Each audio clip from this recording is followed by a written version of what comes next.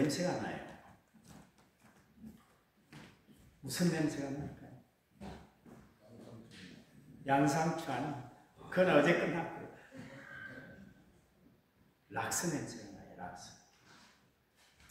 아침에 흰색 와이셔츠를 빨면서 락스로 세탁을 했더니 지금도 냄새가 나요. 그 많은 양도 아니에요. 한 컵도 안 되는 그 조그만 양을 락스로 풀고 빨았더니 기도할 때 이렇게 냄새를 맡았더니 락스 냄새가 아직도 나더라고요. 몇 번 물로 씻혀도 냄새가 나요.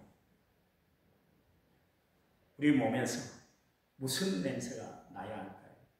그리스도의 향기, 예수님의 냄새가 나는 성도들이 되어야 할 줄 믿습니다.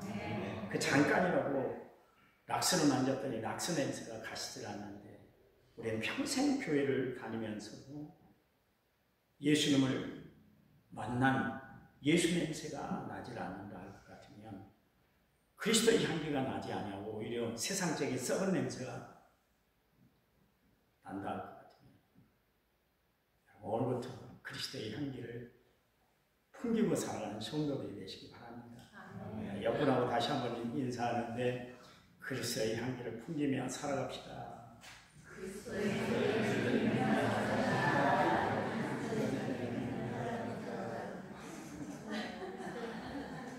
성경책 위에 우리의 두 손을 얹고 우리의 믿음을 표현합니다. 저는 예수 믿어 구원받았습니다. 저는 예수 믿어 하나님 자녀 되었습니다. 저는 예수 믿어 천국 백성 되었습니다. 하나님이 주신 한 주간 최선을 다해 살겠습니다. 말씀을 아멘으로 순종하겠습니다. 아멘. 그런 삶이 되기를 간절한 마음으로 부탁을 드립니다. 하나님이 친히 세운 기관이 공동체가 두 개가 그곳이 있습니다. 바로 교회와 가정인데요. 우리가 어떻게 신앙생활 하느냐는 그것은 구원의 문제고요. 우리가 어떻게 가정생활을 하느냐는 행복의 문제입니다. 하나님께서 이 구원과 행복의 비밀을 가정과 교회에 두셨다. 그런 이야기죠. 그런데 이 가정과 교회는 그냥 만들어지지 않았어요. 예수님의 옆구리가 터져서 피가 흐른 다음에 교회가 세워졌고요. 아담의 옆구리가 터져서 갈비뼈가 뽑아진 다음에 가정이 만들어졌습니다.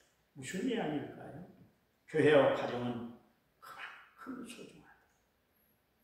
거기에 행복을 가꾸는 일은 그냥 되어지는 것이 아니라 수고와 노력이 있어야 되고 힘듦이 있고 또 예성이 있어야 된다. 그런 이야기예요.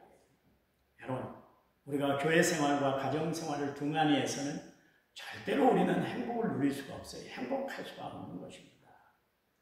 그냥 내 편하려고 교회를 다니고 예수를 믿고 가정을 꾸리고 그렇게 살아서는 안 되는 것이죠.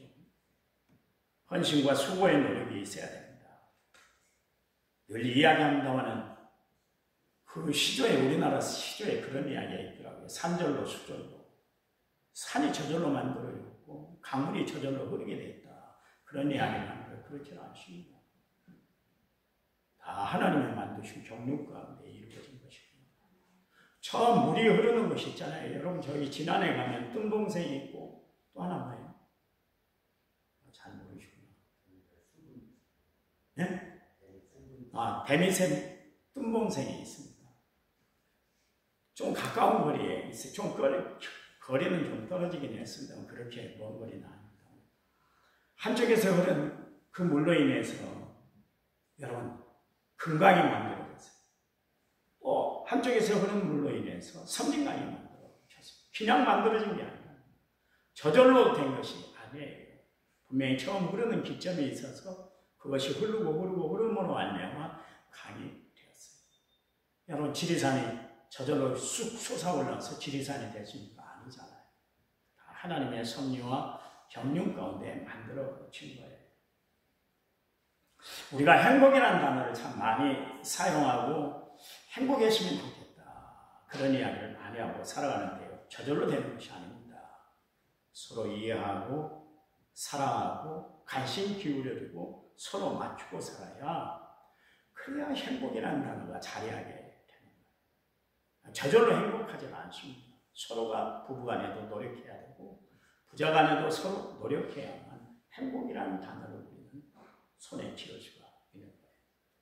노벨 수상자인 솔제니친이 그런 이야기를 했습니다. 공산국가들이 붕괴되는 원인 가운데 하나는 분명하고 단순한 것이 있는데 그것은 그들이 가정과 교회를 등한히 여겼기 때문이다. 그런 이야기를 했습니다. 이 땅의 종교들 가운데 가정의 소중성을 잃어버리고 세워진 그런 종교들이 종종 있죠. 가정을 버리고 수도하기 위해서 어떻게 합니까? 입산하고 시작된 종교가 있습니다. 여러분, 자기 가정을 파괴하고 수도에서 무엇을 얻겠다는 거예요? 그렇지 않아요? 또한 제도적으로 성직자의 독신을 주장하는 그런 종교들이 있습니다. 가정의 신비를 깨닫지 못하고 어떻게 하나님의 역사에 대해서 하나님의 은혜에 대해서 이야기를 할 수 있겠어요? 그렇잖아요. 신랑 신부가 되지 않고서야 신랑 대신 예수님을 설명할 수 없는 것입니다. 요즘 해교가 막 급부상하고 있다고 해요. 그들 중에 일부 남자들이 일단의 기독교를 섬기는 기독교 신앙을 하는 여자들에게 접근을 해서 결혼을 한다고 합니다. 처음에는 교회를 다닌 척 해주다가 아이를 낳고 살게 되므로 이제 그때는 막 돌변을 해서 해교도가 되도록 그렇게 강요를 하고 협박을 하고 호란을 애우게 하고 자기들의 방식대로 살아가도록 그렇게 협박을 한다고 해요. 그래서 교회의 가정의 갈등을 일으킨다고 합니다. 그들은 가정보다 자신들의 교리를, 자신들의 종교를 더 신봉하고 있기 때문에 그렇습니다. 여러분, 복음적인 교회는 가정을 소중히 일부 어떤 교회들이 있잖아요. 구원파라고 이야기할 수 있는 교회들 보면 막 청년들이 직장도 벌고 가정도 벌고 교회에서 공동체 생활을 하고 그건 아니에요. 잘못된 겁니다. 하나님께서 인간의 행복을 가정 안에 두셨기 때문에 그렇습니다. 우리가 교회에서 가장 많이 쓰는 단어 중에 하나는 뭐냐면 성령 충만이라는 단어를 많이 사용하잖아요.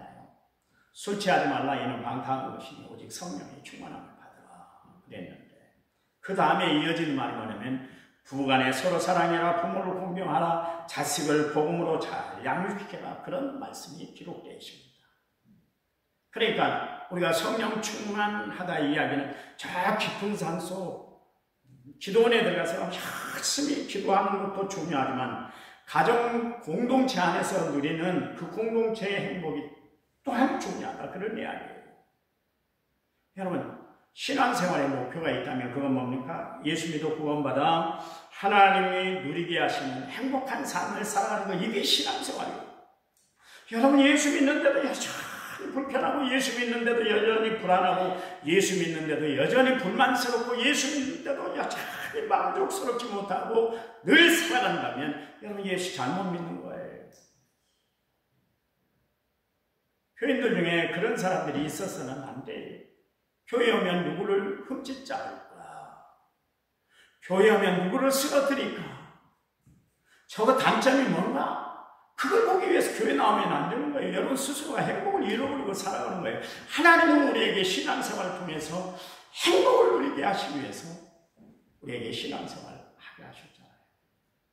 내 힘으로는 구원받을 수 없는 하나님의 은혜로 구원받게 하시고 구원받은 은혜를 누려 행복한 삶을 살아고 하나님이 우리에게 구원을 베풀어 주신 줄 믿으시기 바랍니다. 우리 교회가 그래서 건강한 교회, 행복한 교회를 만드는 것이 저의 비전이에요. 저의 비전. 가정이 행복해야, 가정이 화목해야, 그래야 살아가는 재미가 있는 거 아닙니까? 그렇잖아요. 가정이 지옥 같으면 매번 싸우고 치지고 볶고 그러면 집에 들어갈 의미도 집에 들어갈 필요성도 못 느끼게 됩니다.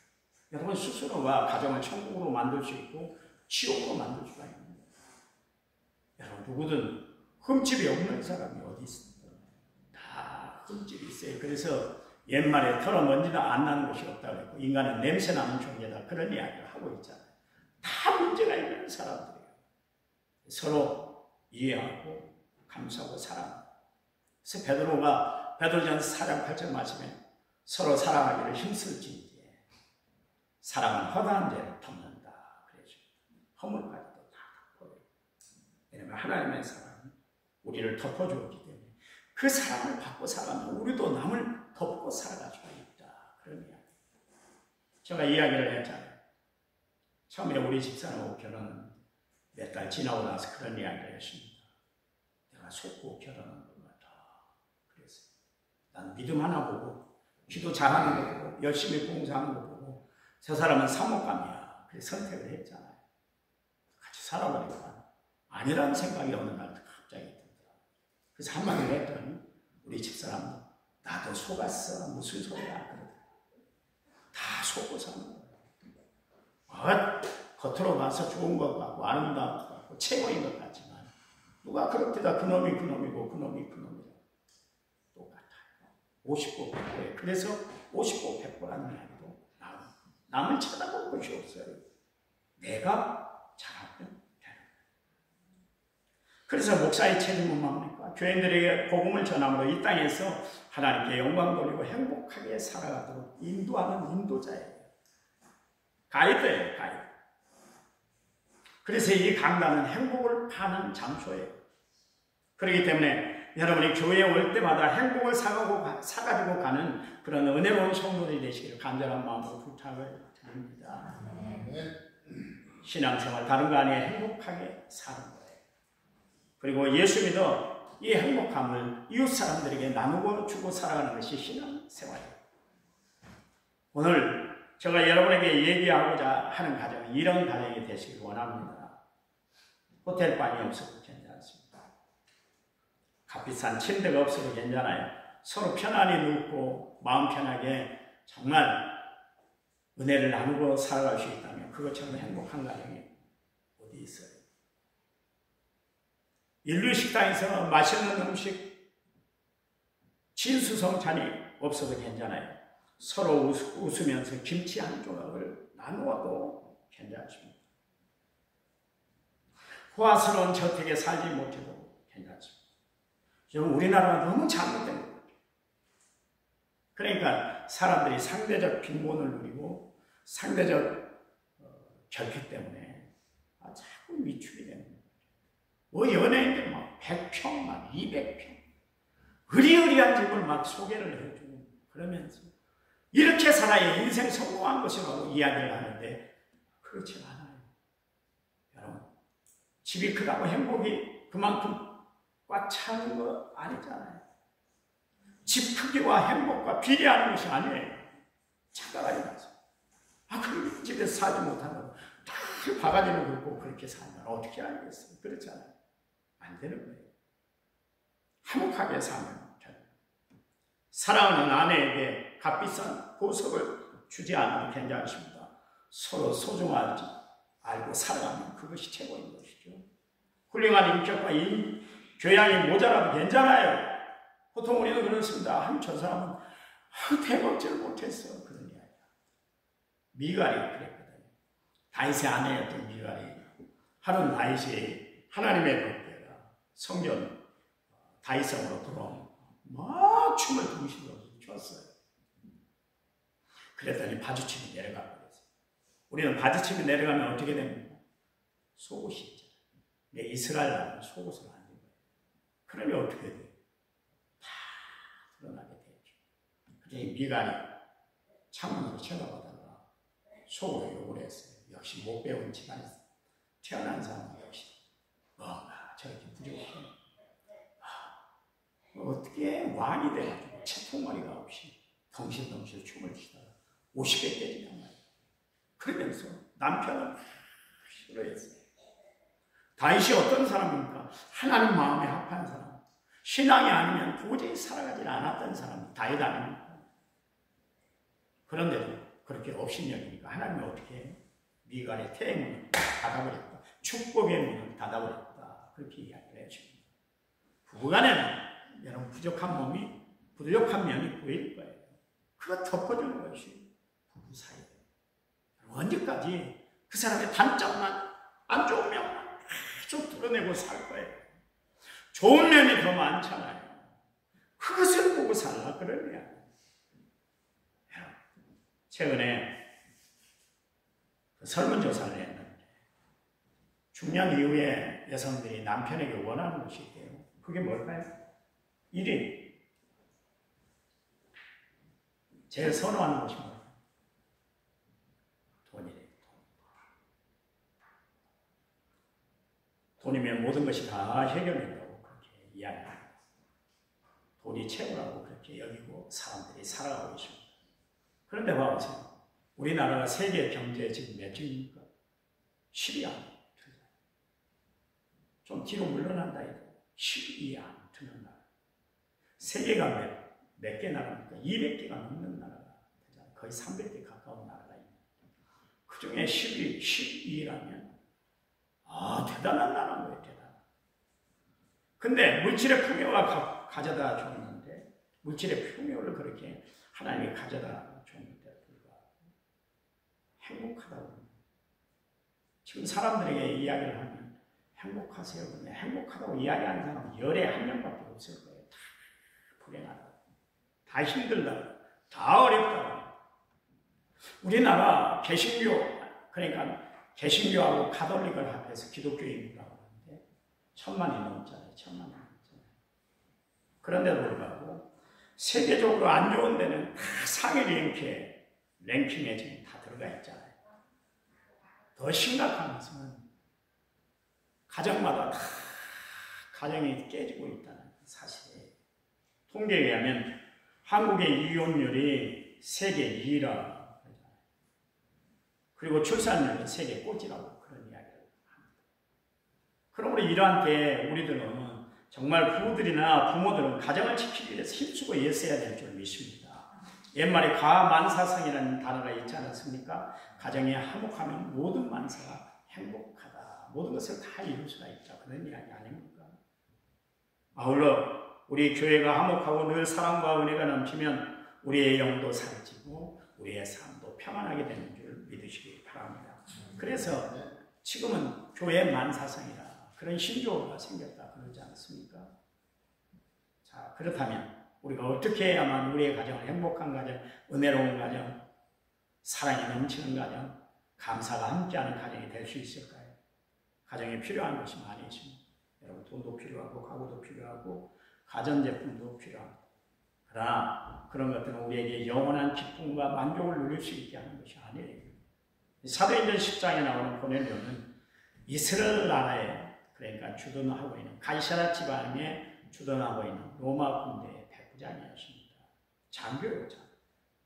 오늘 본문에 보면 그가 어떻게 가정을 잘 이끌었기에 그의 신앙과 또 그의 가정에 대해서 이 성경에 자세하게 소상하게 이렇게 소개를 하고 있을까? 도대체 그가 가정을 얼마나 행복하게 만들었는가? 그 비결이 도대체 뭔가? 오늘 본문을 통해서 우리가 살펴볼 수가 있는데 2절 보십시오. 그가 경건하여 온 지방과 더불어 하나님을 경외하며 백성을 많이 구제하고 하나님께 항상 기도하더니 그러십니다. 여기 비결이 있습니다. 고넬료는 경건했다. 온 가족이 하나님을 경외하게 했다. 백성을 구제하는 사람이었다. 항상 기도하는 사람이었다. 그렇게 소개하고 있습니다. 그러니까 철저하게 신앙생활을 했다는 사람이다. 그런 이야기입니다. 여러분, 신앙생활은 철저히 하는 것이 좋아요. 대충 얼렁뚱땅 하는 것이 아니에요. 철저해야 돼요.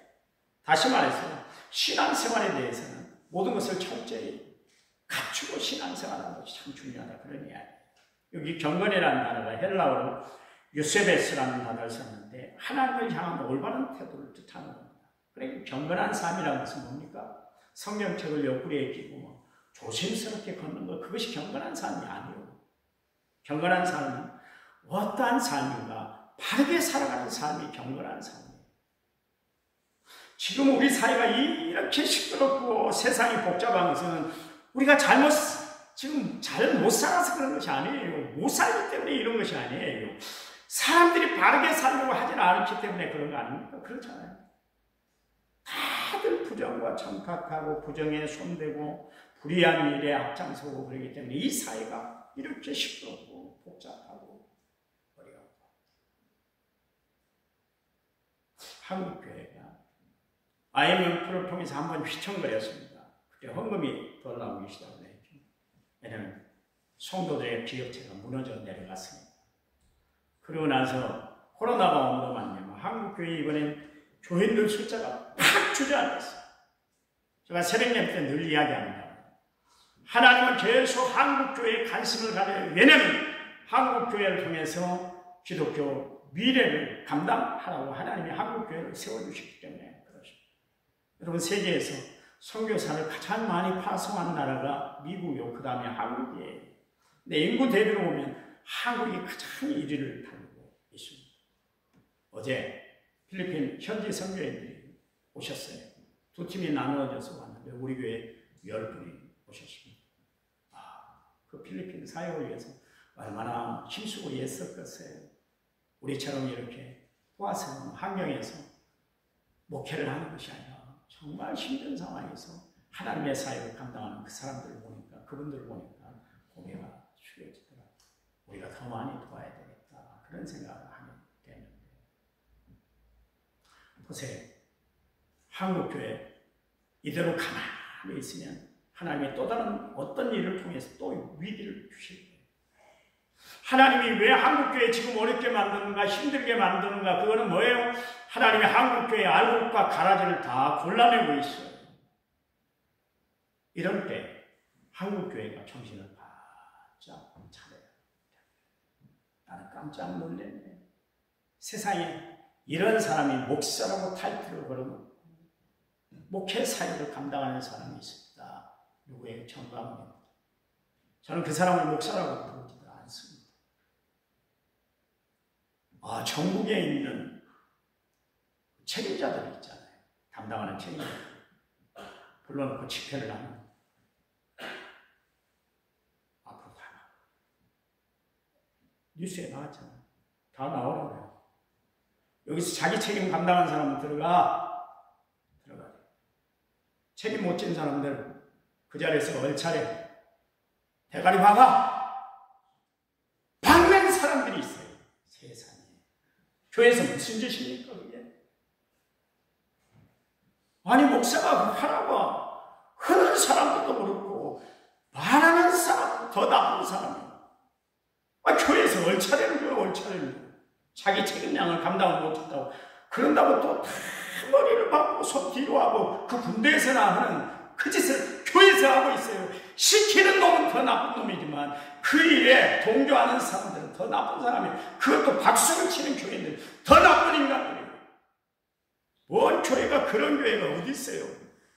하나님이 진노를 안 하시는지 모르겠어요. 그 인간을 왜 하나님 저렇게 안 데려가시는지 모르겠어요. 한국교회의 위신을 다 떨어뜨리고 있어요. 다 떨어뜨리고. 지가 집회하는데 교인들 동원을 못했다고 그 짓거리를 하고 있어요. 그런 사람은 목사라고 신고하고 아멘 오고 당당하잖아요. 어디로 가도 뭐 이거 깡패가 움직이는 것 같아요. 주변에 수레원들이 따라다니면서 그러니까 멋모르고 지금 저러는 거예요. 대통령도 자기 밑에 있다고 생각합니다. 그 대통령, 노란한 대통령, 더 문제가 있는 대통령이고 말할 거 뭐 있겠습니까? 그런 사람은 당장 구속을 시켜서 햇볕을 못 보게 만들어야 돼요. 그 문제 한국교회가 지금 그러고 있다니까. 그러니 하나님이 손을 안 쓰시겠어요. 아마 이대로 그대로 있으면 하나님이 더 크게 한국교회에 환난을 주고 위기를 줄 거예요. 우리라도 깨어 있으시길 바랍니다. 예수 바로 믿으셔야 돼요. 예수 바로 믿으셔야 돼요. 날 잘 믿어야 되는 거예요. 경건의 생활은 뭡니까? 거룩한 삶, 하나님의 백성, 세상과 구별된 삶을 사는 것입니다. 겉으로는 그냥 경건한 척 보이지만 속으로는 온갖 것들이 다 들어있다면 야고보서가 이야기하잖아요. 경건의 모양은 있으나 경건의 능력은 없는 사람이다. 그런 이야기를 해줍니다. 이방인인 이 고넬료의 가정을 보니까 영적인 복을 받으시는 모든 준비가 다 되어 있는 사람이었죠. 그는 경건해서 세상과 구별된 삶을 살았던 사람입니다. 이 사람이 어떤 사람이라고요? 이탈리아 군대의 백부장입니다. 그런데도 불구하고 하나님 앞에 경건해 세상과 구별된 삶을 살 수 없는 그런 직함에도 있음에도 불구하고 그는 하나님 앞에 경건한 삶을 살았다. 그러십니다. 근대 역사에 세계적인 영향력을 끼친 어머니 두 분이 계세요. 그 중에 한 분은 히틀러의 어머니고 한 분은 무디의 어머니입니다. 히틀러의 어머니는 그의 남편이 장사를 가는 일로 집을 비울 때면 꼭 그 어머니가 부도덕해가지고 이웃집에 사는 유대인 남자를 꼭 끌어들였습니다. 그리고 불륜의 관계를 맺었습니다. 꼬리가 길면 잡힌다고 어느 날 어린 히틀러가 그 불륜의 관계를 딱 바꿔준 거예요. 그래서 그 어린아이 그 히틀러의 마음에 상처가 됐어요. 그때부터 유대인들을 미워하기 시작했습니다. 그 증오심이 불타올랐어요. 결국 그 증오심이 표출이 돼서 유대인 600만 명을 학살하는 전 세계로 폭로하는 그런 흉악한 사람들을 말해줍니다. 그 시작이 어디? 어머니의 잘못된 행동 때문에 그렇습니다. 반면에 무디의 어머니 해시 여사는 남편이 9명의 그 자녀들을 두고 일찍 세상을 떠났습니다. 그런데 불구하고 무디의 어머니는 낙심하도록 않았어요. 주변의 사람들이 아이들을 고아원에 보내라고 할 때 그가 이런 이야기를 했습니다.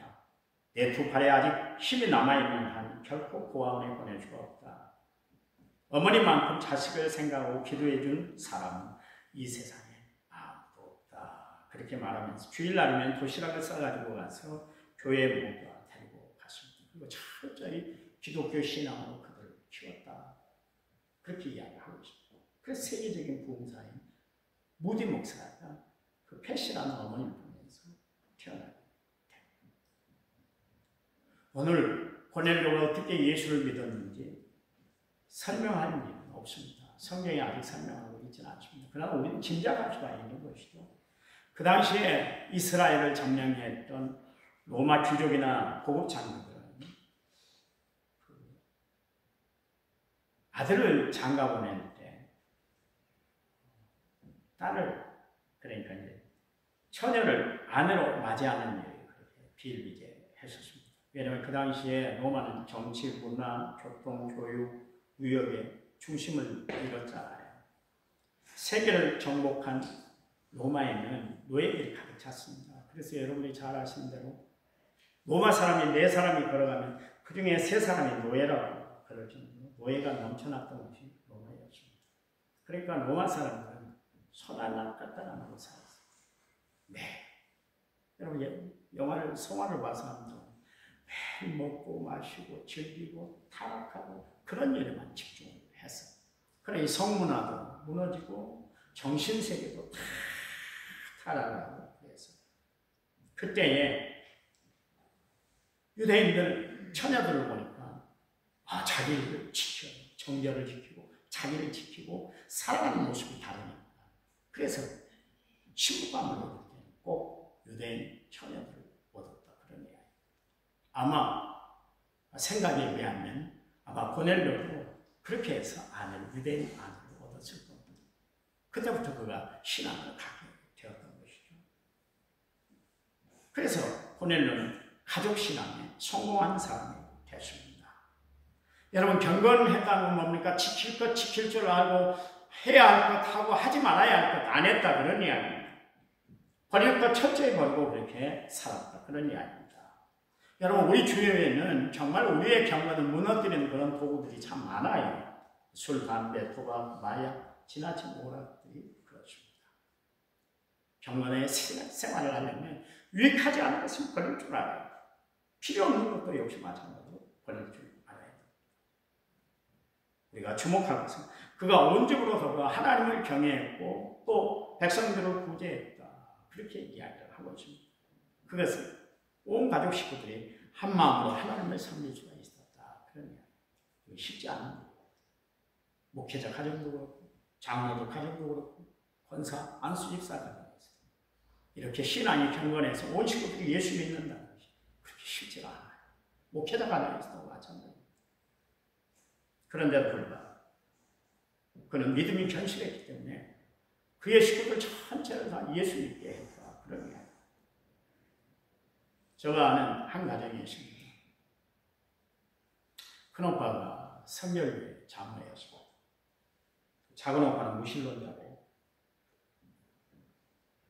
여동생은 원불교, 다른 여동생은 여호와 증인, 그리고 또 한 여동생은 교회 권사님이었습니다. 근데 하루 사단이 났습니다. 이유가 뭐냐면 장례식을 하는데 마지막 날 모든 걸 다 결산하지 않은 마지막 날 저녁에 발인회에 드리기 전날 장례식장에서 난리가 났습니다. 아니 오빠는 서울에 산다는 이유로 한 번도 어머니를 모시고 살지 않아요. 그럼에도 불구하고 장례식 때 장로라고 기독교식으로 할 수 있냐고. 오빠 마음대로 일방적으로 기독교식으로 이렇게 장례를 진행했는데 우리 교회에서 신도들이 왔는데 그들도 와서 자기식의 장례식을 거행하고 싶었는데 그래서 오라고 했는데 오빠가 일방적으로 기독교식으로 해버리니까 그 사람들이 와서 뻘쭘하고 당황하고 어쩔 줄 몰라 하더라. 우리 얼굴이 뭐가 되냐 그런 이야기를 했어요. 여러분 그런 가정에 행복이 있겠습니까? 장례식 끝나고 결국 그 가정이 풍지박산이 났습니다. 앞으로 오빠는 영원히 같이 하자. 돌아가실 때도 연락하지 마세요. 그리고 헤어졌습니다. 여러분 그 집안에 무슨 행복이 있겠습니까? 장례식이 끝나고 결국 그렇게 풍지박산이 났다니까요. 가정이란 건 어떤 곳입니까? 한 가족들이 모여 둘러앉아서 오손도손 성경 이야기하고 그날 받은 은혜를 서로가 나누고 서로의 아픈 것이 있으면 감싸주고 기도해 줄 줄 아는 것. 진정한 행복한 가정 아닙니까? 어느 가정에 80이 지난 노모가 계셨어요. 젊은 부부가 함께 살았습니다. 그 어머니는 일평생 불교에 깊이 빠져서 살았던데 집안에 들어가면 온통 부적이고 불교 물건이 가득 차 있었고 정기적으로 사찰에 올라가서 불공을 드리고 식구들의 이름까지 다 그 절에다가 입적을 시켜놨습니다. 시집간 며느리가 예수를 믿기 시작했어요. 그리고 6살 난 손주도 역시 마찬가지로 어머니를 따라서 교회를 다니기 시작했습니다. 그를 뒤이어서 결국 아들도 예수 믿기 시작했습니다. 아들 며느리도 최선을 다해서 어머님께 효도했습니다. 그리고 가정부님들 주님이 계시는 가정을 만들기 시작했습니다. 어느 날 극적인 사건이 벌어졌는데 그 어머니가 아들 며느리를 불러놓고 야 니네들이 그렇게 예수를 믿는데 종교가 같아야지. 내가 교회를 따라갈 수는 없지만 종교를 바꿔야 되겠다. 그러면서 개정을 선포했다고. 그리고 사찰에 직접 전화해서 우리 아들이 예수를 믿기 때문에 더 이상 절에 올라갈 수 없기 때문에 불적에 기록된 저 이름 그리고 아들들 이름들을 다 지워주세요. 그렇게 이야기를 했다고. 우리 교회도 저 뒤에 소파에 앉아 계신 박균환 집사 계시잖아요. 교회에 오시기 전에 저를 신봉했던 그런 집사님이었어요. 저 독림사 그 절에다가 아주 직장처럼 여기고 그곳에 생활하셨던 분이더라고요. 우리 박균환 집사님이셨어요. 그런데 교회 나온 이후에는 저를 다 팔 거면 그 자리에 그 시간으로 다 끊어버렸어요. 여러분 이렇게 되는 것이 가정의 행복을 만드는 지름길인 것이에요. 야 신앙은 자유야 마음대로 해. 이 말은 기독교인이 할 말이 아니에요. 여러분 안 믿으면 지옥 가고 안 믿으면 결국 천국을 소유할 수가 없는 것이 뻔한데 저 불타는 지옥에 떨어지게 되는 신앙은 자유야. 니들 마음대로 해. 나오려면 나오고 말려면 말아. 이렇게 이야기할 수 있어요. 그거는 자녀를 사랑하는 것이 아니라 자녀를 미워하는 행동이고 자녀의 장래를 버리는 것이에요.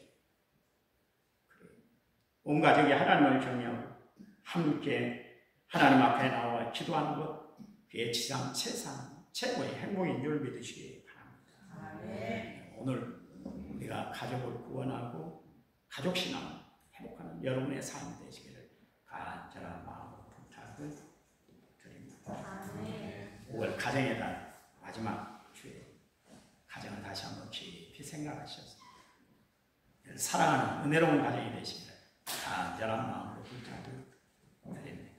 하나님 감사합니다.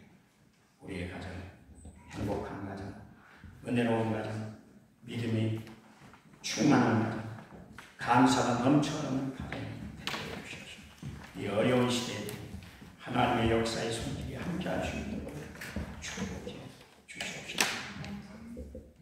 예수님 이름으로 기도했습니다. 아멘.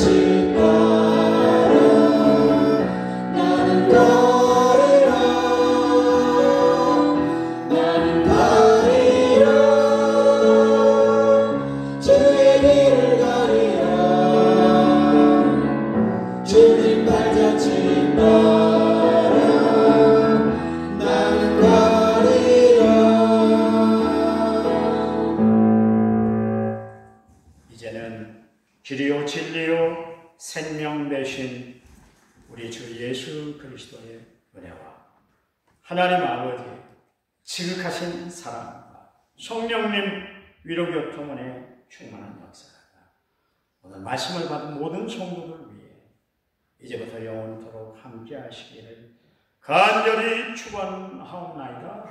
아멘.